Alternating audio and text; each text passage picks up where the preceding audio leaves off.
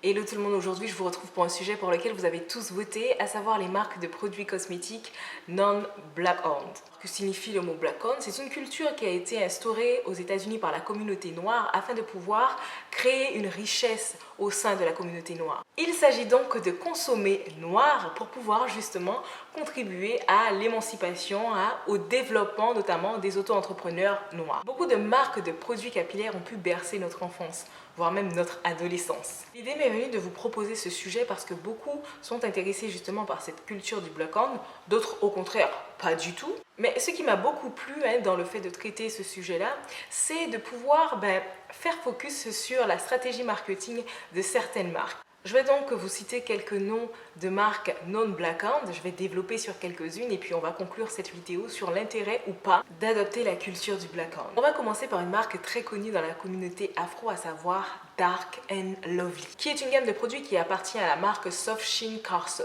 Beaucoup d'entre nous avons eu à côtoyer cette marque de près ou encore de loin dans les magasins afro, notamment pour se défriser les cheveux. Je me rappelle encore à l'époque du collège où j'étais toujours ébahie, surprise de constater que sur le packaging de cette fameuse marque, il y avait des femmes à la peau noire qui avaient des cheveux incroyablement lisses et brillants. Et puis cette admiration m'est vite passée, surtout quand j'ai pu m'apercevoir que certains mannequins portaient des perruques, comme par exemple Kelly Rowland qui figure sur le packaging de la marque avec une perruque lisse. Bref, il est vrai que la marque fut achetée par L'Oréal, mais initialement elle a été fondée par des Afro-Américains, Gardner et sa femme Betty Ann Gardner. Gardner a travaillé 14 ans comme instituteur dans les écoles et à temps partiel, il vendait des produits capillaires. Et c'est d'ailleurs à ce moment-là que lui vint l'idée de créer sa propre marque du fait de l'insatisfaction des femmes noires au niveau des produits cosmétiques capillaires. Et donc c'est ainsi que naît la marque Soft Sheen Carson dans leur sous-sol. À sa création en 1964, l'entreprise a connu un tel succès qu'elle pesait des millions de dollars et employait plus de 400 salariés dans ses usines. En 1998, Gardner décide donc de vendre la marque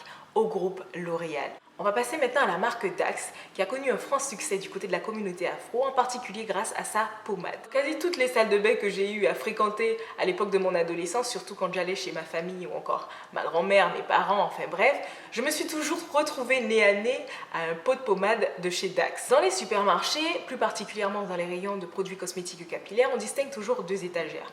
Une étagère sur laquelle est exposé tous les produits jugés adaptés pour les cheveux de type européen et une autre étagère où est exposé tous les produits jugés adaptés aux cheveux de type afro. Et la fameuse pommade de Dax se retrouve du côté de l'étagère des produits destinés pour les cheveux afro. Cette dissociation permet à chacun de s'orienter, de se diriger vers l'étagère qui lui ressemble le plus. Les pommades ou encore les beurres sont rarement utilisés auprès des personnes qui ont des cheveux de type européen. Bien souvent, ce type de produits sont surtout utilisés par la communauté afro par rapport à sa consistance grasse qui gaine et qui protège le cheveu. Avec tout ça, le consommateur inconsciemment se convainc lui-même que probablement le fondateur de cette fameuse marque est forcément noir. Et bien pour ce qui est de Dax, pour le coup, on a tout faux. En effet, la marque a été créée par Herman Blay Dax. La marque a vu le jour à New York. Ils ont ensuite développé des shampoings, des masques, etc.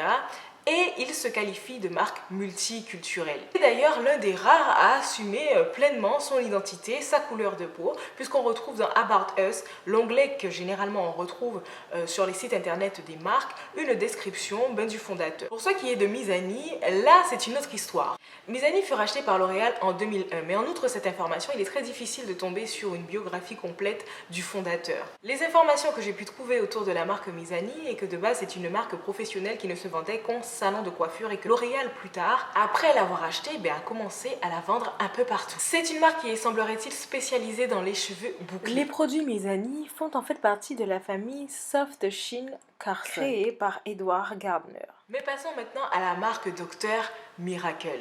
La marque Dr Miracle, elle aussi, a connu un franc succès du côté de la communauté afro et elle a pour réputation d'accomplir des miracles chez les tignas les plus rebelles. La clientèle ciblée de la marque est clairement les femmes noires. D'ailleurs, elle fait partie de ce que certains appellent des marques ethniques. Mais qui se cache vraiment derrière la marque Dr Miracle? Ce n'est autre que monsieur Brian Mark, avec quelques associés répondant au nom de Holly Johnson et Richard Lombardi. Et ce qui est très gênant avec cette marque, c'est que dans l'une de leurs pubs où on y voit des femmes noires désespérées et qui recherchent un moyen de pouvoir discipliner leurs cheveux, on y voit le fameux docteur apparaître avec sa solution miracle qui tend le bras à travers un miroir et le bras est noir. Donc dans cette publicité, on le décrit comme étant un homme noir. et notamment sur le packaging où des femmes noires, du coup, y figurent, et notamment le petit logo qui est supposé représenter le docteur est noir. On apprend également que Monsieur Mark Bryan est marié à une femme africaine.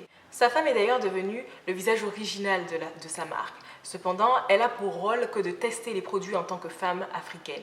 Passons maintenant à la marque African Pride qui a vraiment tout pour convaincre le consommateur que l'identité du fondateur est noire.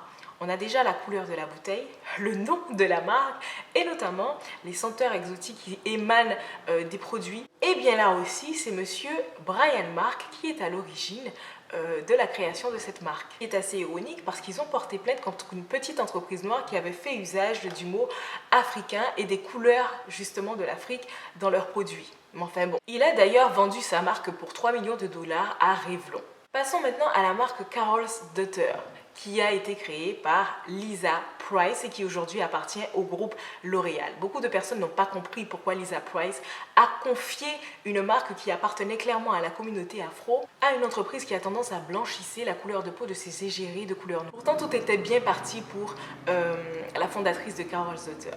Ces produits sont nés dans sa cuisine et elle a eu pour investisseurs Jada Pinkett et Will Smith, qui lui ont permis d'ailleurs d'ouvrir 7 points de vente et notamment une boutique en ligne. Plus tard, elle a expliqué que cela a toujours fait partie de ses objectifs, à savoir créer une marque pour plus tard la revendre à un grand groupe, et L'Oréal faisait apparemment partie des premiers de la liste. Alors, comme autres marques qui ne sont pas des marques black-owned, on a Motions, Cream of Nature, African Best, et je vous mettrai donc le lien de la liste complète des marques non-black-owned. Mais alors pourquoi autant de polémiques sur les marques qui ne viennent pas spécialement de noirs vendus à des noirs? Pourquoi certains fondateurs à l'origine de certaines marques très populaires du côté de la communauté afro vont jusqu'à se déguiser, faire croire qu'ils sont eux-mêmes noirs afin de pouvoir faire du profit? À l'époque de la ségrégation raciale, la communauté noire a décidé de se souder et ainsi de créer cette culture du black-owned afin de pouvoir se construire, de créer une richesse noire dans la communauté noire. C'était un moyen également de soutenir les entrepreneurs noirs. Plus tard, on a observé que les femmes noires consommaient beaucoup de produits cosmétiques capillaires. Des femmes noires comme C.J. Walker ont d'ailleurs fait fortune en créant leur propre marque de produits capillaires. Certains y ont clairement vu une aubaine, une opportunité, un intérêt financier. Et en sachant qu'aux États-Unis la culture du black-owned est très pratiquée, certains donc préfèrent être très discrets sur leur identité ou encore vont même jusqu'à se faire passer pour noirs pour pouvoir se faire du profit. Voyant leur intérêt à investir dans les produits pour les noirs, les grands groupes comme L'Oréal font la queue pour pouvoir acheter justement les marques à succès comme Carol's Daughter ou encore Lecia Moisture, etc. Alors, bien entendu, il existe encore des marques black-owned comme Luster Pink, Miss Jessie's, Jane Carter Solution et bien d'autres. Mais vous me direz qu'en Europe, on n'y prête pas spécialement attention, en tout cas pas autant qu'aux États-Unis. Si déjà il nous est difficile de regarder ne serait-ce que la liste de la composition, alors on va encore moins chercher qui a créé quoi. Je vous invite à mettre en commentaire si vous éventuellement vous pratiquez la culture du black-owned, si au contraire ça vous est égal. Prenez soin de vous et à très bientôt pour une prochaine vidéo.